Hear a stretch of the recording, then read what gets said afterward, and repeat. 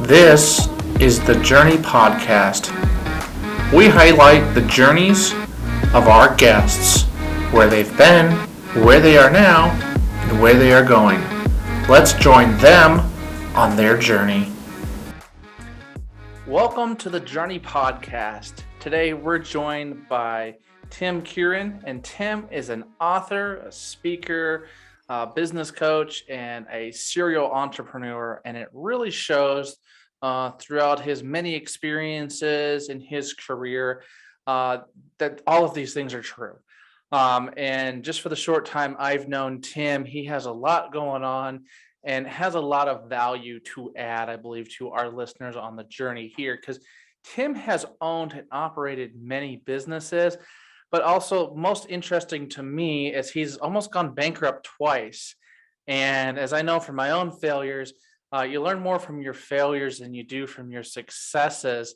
The successes are great, but it's also the story of how did you get out of those places. And Tim has proven to be an overcomer in life. And as you'll learn today, Tim has an incredibly successful career, and I'm really glad to have him join us here on the journey. Tim, how you doing today? Good, Nate. How are you today? I am doing fantastic. It's great to have you here. You're in the South Florida area, if I remember correctly, and it looks like I'm not sure if that picture is from Florida behind you. Is that a Floridian picture? Is that more of a down in the Caribbean picture? That is from Costa Rica. That's my background from Costa Rica today. All right. So you're going to tell us a little bit about some of your ventures there in Costa Rica too, I believe, today. So tell us about your businesses. You have a lot. Kind of give us a 30,000 foot view of your businesses, and then we'll dive down into a few of them as we go today. Sure. Thanks, Nate. Glad to be here with you today on the call today. And that my wife and I started our businesses back in 1989, and prior to that, I came from a retail family. I don't know if anybody remembers Montgomery Ward's way back and that type of thing, but my family was in Montgomery Ward's for a while. I was there, and I started to look at life differently. And I said, if I'm going to work 6 days a week, I might as well work for myself. Didn't realize it would be at working 7 days a week when you're self-employed, though. Didn't you know there were 8 days in the week, Tim? Yeah, true. But started out my wife and I started out cleaning residential homes. Since we lived in the Washington, D.C. area, we had a contract for senators and congresspeople on Pennsylvania Avenue. So we would park our big old Lincoln Town Car by the FBI building and drive and take our mop bucket and our vacuum, drag it down a block and clean senators and congresspeople there. We did that for a couple years. And then we decided to get into commercial cleaning, looking at a bigger dollar amount. So at that time, back in the late 80s, this is before you were born, Nate, and we decided to get in a commercial cleaning franchise. Franchises were big back then. And so we bought a cleaning franchise and started learning the commercial business. But again, it was rough. Back then, there's no internet. You had to do everything by going to the library and looking up books on business. And that's the only way you could really learn on business. And that was interesting. And from there, we just kept growing our business a little bit, learned how to network, learned a little bit about business, had a little hiccups a couple times up and down there. And then as we kept growing our business through there, I figured if I'm going to be in the same building mopping a floor, I might as well be in the building painting the walls. So we diversified and went into commercial construction. And then we had opportunities in commercial labor. It was another one of our businesses. And then from there, I just decided to write a book about ups and downs, created a networking organization, a big component of networking, love to network and build relationships. So we created a networking organization that I still currently own. And then I got involved with the SBA as a facilitator for a national program called Emerging Leaders. It's a great program. Maybe people should check that out. And it helps you grow your business, how you grow your business over a 3-year period. And then while I was busy doing all this, I figured why not venture to a foreign country, and decided to vacation in Costa Rica, fell in love with it, purchased a home and built. There was 1 quarter built, finished the construction, had it for 6 years, turned it into a nice investment property for rentals, enjoyed doing that. It's a big flip from being, in the blue collar business of cleaning construction. So this was fun being in the hospitality business. And from that standpoint, we recently sold the villa and now building another villa. So I've got a few things going on today, Nate. Well, it's great, and thanks for joining us, Tim. You've had a long, storied career, and one of my questions I had here, how are these all related? But it kind of makes sense to me how you've kind of flowed all of these together, except for maybe the networking side. Maybe for the audience, can you share the importance of networking and why you decided to start a networking organization?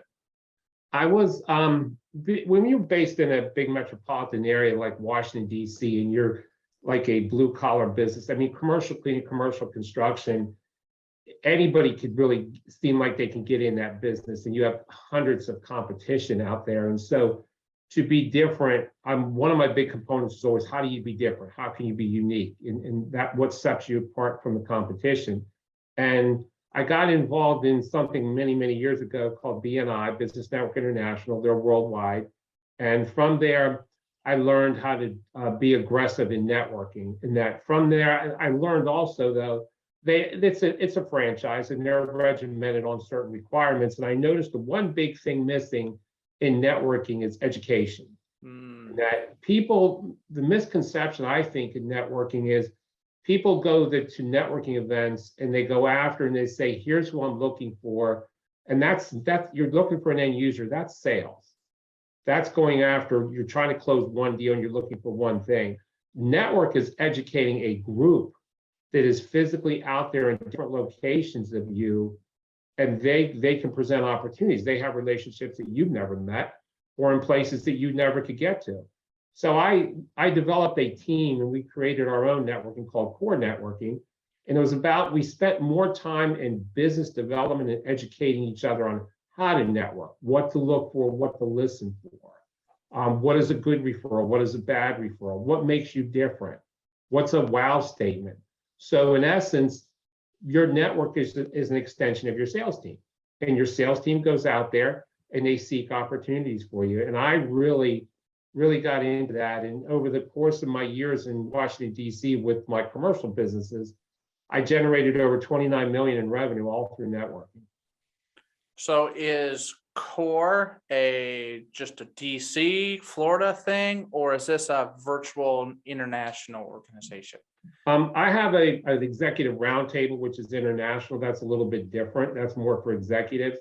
The Core one I currently have is in Central Florida, but it can be virtual with today's way with Zooming and things like that. But yeah, it can be international. But it is all about education and working together as a team. But currently I'm in Central Florida. And we met each other through networking. I don't know if it was exactly through Core. I'm not a part of Core, but somebody introduced me to you. That was another guest on here. Lee, who was on our podcast a few weeks ago, introduced me to Tim, and here we are. And so how I love to network, it's a much easier introduction if there's already a warm introduction to what it is, rather than me jumping into Lee's inbox. Who the heck is Nate? So, because we know we get inundated with a bunch of email, probably even well-meaning people, probably people we might actually enjoy knowing, but the networking just makes it that much easier of a handoff. So true, Nate. So why did you go from cleaning a little bit? Like, I want to dive a little bit more into the why. You said, well, why not paint? Why not do this? I look at that and say, I've done commercial cleaning, didn't love it. I've done painting. I run away screaming if anybody tries to hand me a paintbrush. So can you tell us, why did you decide to start all of these businesses? Did you have a reason as to why? One of my goals is always to look at how can you time is so precious and with anybody. And so you look at how could you build a business and have more time, generate more income and have more time to yourself. And so while I was doing this, I figured if I'm in a building, commercial cleaning, cleaning margins, it became competitive. It became very competitive. Everybody's got already an existing cleaning company. So when you're bidding on a contract, you've got to cut your price.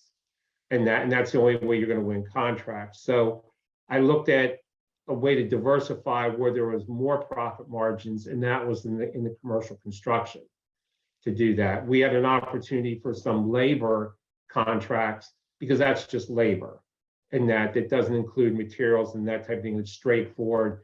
So I kept looking at ways to diversify where we can keep our income stream growing and our profit margin growing rather than shrinking. So I thought the diversification was a key component to the why with these businesses.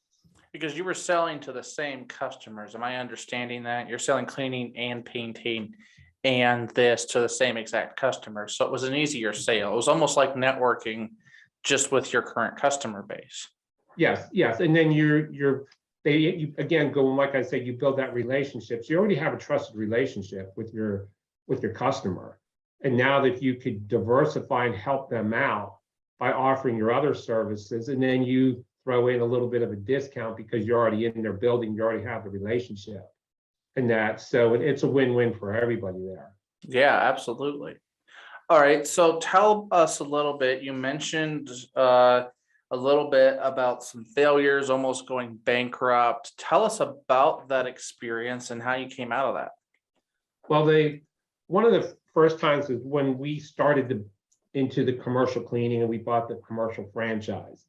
One of the hard lessons we learned is they get your money, and we had to leverage our townhouse up against the loan for the franchise. And they just said, okay, here's how you clean and just go. Nobody taught you how to run a business. Nobody taught you on what profit margins you should be at, how much your supply costs, cash flow as such a key component in anybody's business.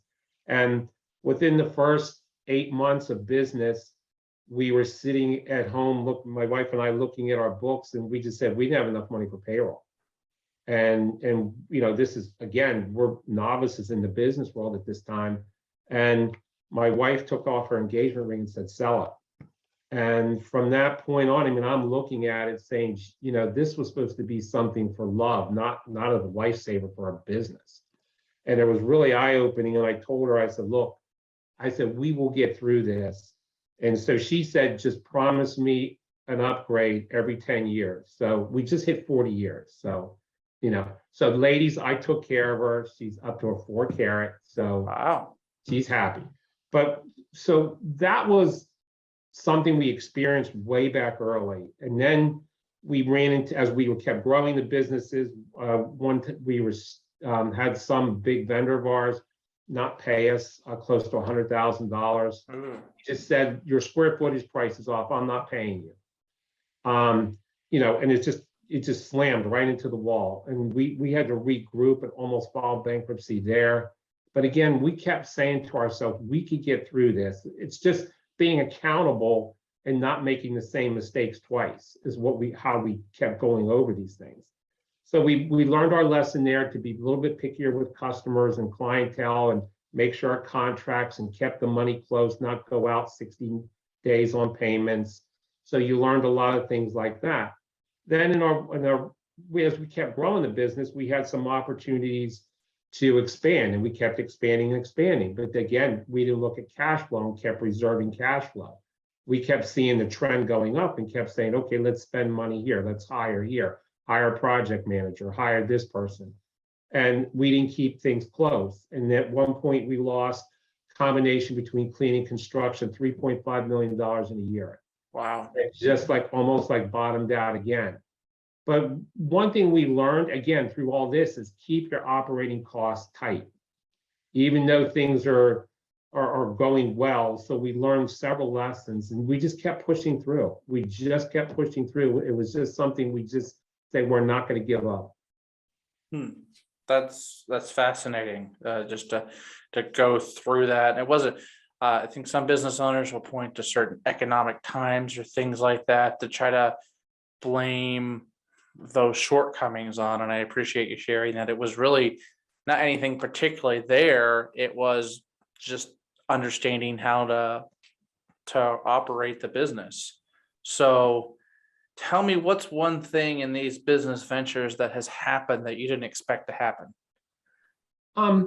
I think the opportunities they seem to keep coming if you if you focus on the positives of your business, opportunities come. And I'm just amazed. Some days you're riding around and you get a phone call or you get an email or an opportunity, and it's like sky's the limit. Sky's the limit. There's other times you're riding around, like when we were having our rough patches of almost being bankrupt.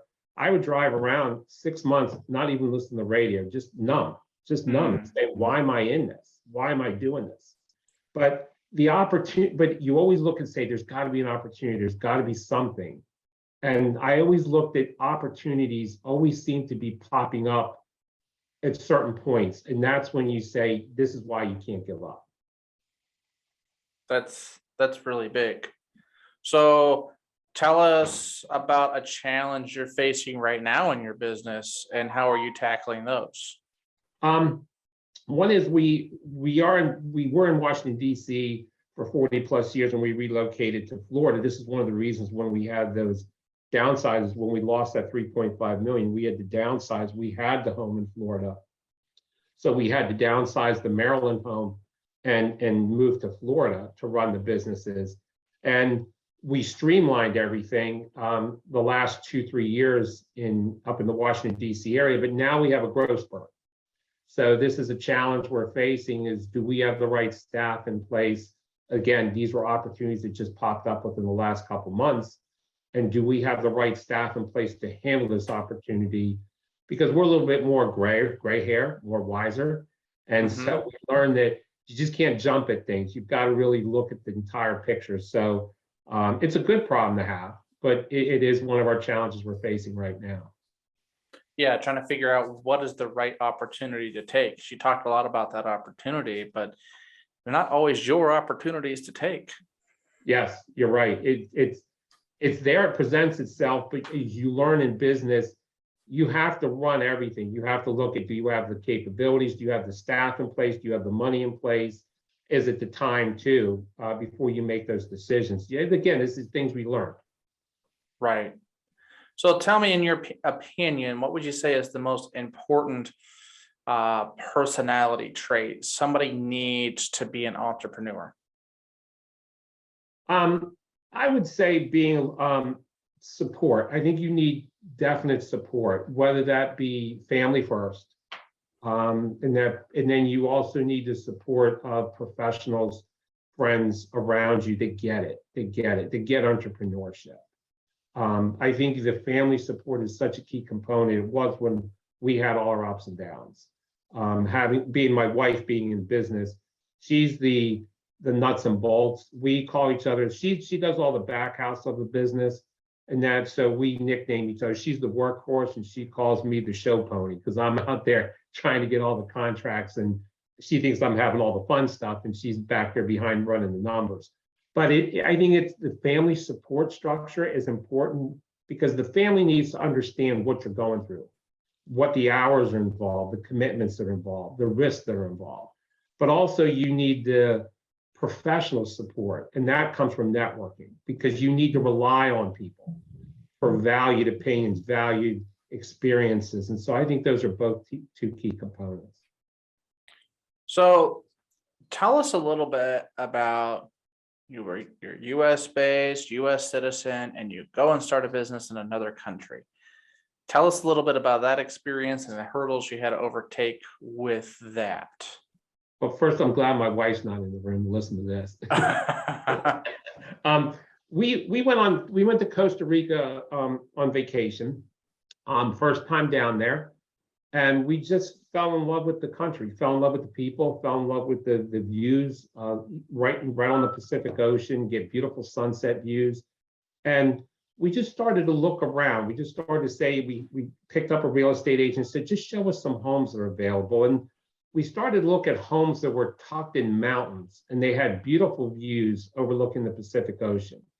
And if you look in the United States, these type of properties are only in LA, California area, and you're going to spend 10, 15, 20, 30, 40 million dollars on this compared to the views that you can get here for a fraction of the cost. So we saw a home that was 1 quarter built. We sat on it for a year, put a deposit down. weighed the differences back and forth. Is this something we should do or not? It's a foreign country. Again, this was when we were peaking in business at home too. So again, another lesson learned, this is right before we lost $3.5 million, we ventured in Costa Rica. So we kept looking at it and said, an opportunity, it's different. It's not blue collar service industry, this is hospitality. So we decided to move forward with it. Then we started to look at the business. And again, I look at opportunities, the big word opportunities, and saw the other villas down there were not doing what we thought we could do or wanted to do. When we rented a villa, we went down there and they give you the keys and they say, see you in a week. Nobody helps you with tours. Nobody offers you any insight, anything what to do. So we decided if we were going to go down there, people spend their hard-earned money traveling to Costa Rica for vacation. We want to make it an all-inclusive type package. So we hired a full-time manager. We have a full-time chef. We offer private driving. We offer tour packages, housekeeping, all these type of things. So when people go there, they can experience Costa Rica, not have to worry about any of those things. So the opportunity just kept blossoming, and we just kept growing the business. And we were pretty well booked. We were in 15 sites around the world. We were booking 40 out of 40 weeks a year. So it was going really well. Then the opportunity came up to sell. Their market was hot like our market was in the fall and spring. And we had a great opportunity. First buyer came in, loved the home, bought it. So we're rebuilding a bigger home. Very interesting. Sorry about that. So tell me, were there challenges with, and this may be more of a very specific Costa Rica question, but challenges with local government being a foreigner trying to start a business in that area? Yeah, Costa Rica is a little bit friendly with things. If you buy an investment property over 150,000 currently in Costa Rica, you can apply for residency. So that's one way. There's 3 or 4 different ways you become residents in Costa Rica. So they're very friendly to Americans coming down there. In our area, there's about 30,000 expats living in that area. So it is a huge retirement opportunity for Americans to retire down there. It being a little bit closer because we're in Florida, we're 2.5 hours away. But the challenges weren't with anything. I mean, you had to get an attorney, you had to learn CPA, you had to get your own bank account down there. Foreigners can't get a loan down there, so it's cash. Right. So whatever you're doing is cash, or if you find a builder that will finance you, but the rates are high. So a lot of this was cash driven, and you can start out at any size. I mean, they have beautiful locations, beautiful homes for $200,000 on up, and that to multi-million-dollar homes. So it just depends on what you're looking for. But yeah, it was typical. It was just typical challenges. Our biggest challenge was customs. When we shipped items, we had our items held up in customs for like 87 days. Oh. And it was a whirlwind of trying to get that stuff out of there and then we had our vehicle held up for 60 days in customs and that. So you learned a little bit there, which was a little bit interesting. That's interesting. It's always fascinating to hear about these different challenges going into these foreign entities. And so tell me, who has been your most important professional mentor through your career? And as far as adventure, I think this has been our biggest challenge. I think is the Costa Rica venture is our biggest, where I think we're the biggest influence we have, because it's such a different environment, it's a good challenge for us. And that the commercial cleaning, construction, and labor companies, we grew them, and sure, they were a lot of headaches, a lot of ups and downs. But I think from a professional level, this is a good challenge for us because it's different, it's unique. We are always challenging ourselves. The new villa is going to be more all-inclusive. We're going to be a wedding destination. The 3rd floor, our top deck, can host up to 50 people for a wedding. So we're really up in the ante here, really challenging ourselves for this one. So have you had a mentor, somebody that's, a coach or a consultant that has really been the mentor that either helped launch your career or has been with you through this time? I would say the support of my wife, but no really mentor. I think Okay. that my family was in retail. My dad did not like me taking the risks. He was a lifetime retailer and always wanted me to stay in retail. My brother was in retail. No, nobody in my family was an entrepreneur and that. So I think the support system and my mentor really came from what I would say is my wife, because just the risks involved in doing this, the decision making, the sleepless nights. I think I owe a lot to her with that. So shout out to Tim's wife. I don't know her name, but Tracy. Shout out to Tracy today. If it wasn't for you, Tracy. So it sounds like Tim needed you along the way. It sounds like you both were good throughout that. I mean, she was willing to throw down the engagement ring and say, sell it, make this happen. So it's great to have that support system in place. So what is one lesson that you learned that you think anybody should learn, whether they're an entrepreneur or retailer, or you know, just anybody? What's one lesson your career has taught you think everybody should learn? Never give up. No, I know it's a cliche type thing and things like that, but I think that life is hard for anything you do, whether you're in retail or whether you're an entrepreneur, and you're going to face challenges all the time. If it was so easy, everybody would be doing this. And it's just, you've just got to look at these things, and sometimes you say, why me? Why today? Why, and you just got to keep pushing through and just say, it's not going to be forever. Push through it and that, but just never give up. So what business are you going to start next, Tim? If I say anything, Nate, it'll be a divorce. I think this time. this is it. I was told this is it, or I could sleep in a different room. This is it for us, Nate. Is there any other occupation you kind of have a pipe dream of trying yet, though?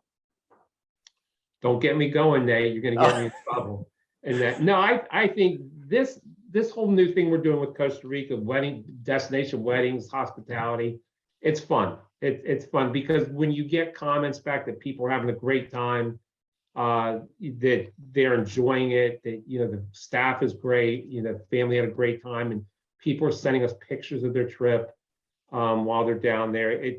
That's rewarding to us. So I think that is something we're excited to do and continue to do. Yeah, it sounds like a lot of fun and just a great opportunity to connect with different people there from all over the world for that business there. I appreciate you taking the time to talk with me on the Journey podcast today, Tim. I think your career is amazing. We could talk about that all day long, and you could do Tim's Pipe Dream podcast. I think that would be great. Maybe to Tracy's dismay. But before we wrap up today, I have a couple of rapid fire questions I like to ask everybody who's on the journey. Tell me, what are 3 books you would recommend and why? The books I would recommend are more about attitude in business. I've read something like that, and then more on the basics, not learning about a business, but learning more about yourself. I think more self-help books. I think people need to dive into more about themselves and learn, because that'll really give you their guts on where you're moving forward within life. Do you have any specific titles you'd recommend, or just no? I had not in general. I don't know any off the top of my head. And that type of, one thing I would learn how to do Spanish, because I just got my construction quote and it's all in Spanish. So. Oh man. And you helped co-author a book, am I correct? Yes. What's the name of that book? That book is the Book of Amazing People. I was a chapter author there, and then we wrote our own book. Tracy and I did about 10 lessons learned how to build a successful business. So. And are those available on your website or through Amazon? They have to contact us, and then we can get the books. Okay, great. Okay, so if I were starting a business today, Tim, what is one word of advice you would give me? I would say the one word advice would be, it's got to be one word, huh, Nate? You can have a phrase. I would say, like I've always said, is don't give up. Keep perseverance there. So, all right. I've asked you a lot of questions today. Is there any questions you wish I would have asked you on the Journey podcast today? No, I think Nate, one of the things we talked about was networking, and I think a big component of people, again, it's how much time do you have as an entrepreneur is a key component, and I think that building relationships, your support staff, your network is so key. It's not just all about fancy business cards or logos or nice websites. Get down to the nuts and bolts of the business, and the network, the relationships is a key. Got to have the full package. Absolutely. Yeah. Tim, tell the listeners where they can find you online, how they can engage with you, ask more questions, learn about Core. How can they do that? Sure. My email is tim@thecorenetworking.com. tim@thecorenetworking.com. Or you can find me on LinkedIn under Tim Kerin. And then I'm also on Facebook on Tim Kerin, or Essence of Dreams, Costa Rica is on Facebook page for the new villa. And I'd be more than happy to talk to anybody, help anybody, give anybody any guidance. As appreciate, Nate, everything you're doing, and the education component is such a key thing. And what you're doing is great. Well, thank you so much for being on the Journey podcast. It's great to find just people who are willing to share their journey, share about their experiences, and go check out Tim, Core Networking, and the Essence of Dreams. I just love that name, and I might have to rip it off sometime. So, but I love that name, and he's got some great stuff going there. High quality, just a high quality person that Tim is here. Thanks for joining us on the Journey podcast today. Thanks, Nate. Great to talk to you. All right, thank you.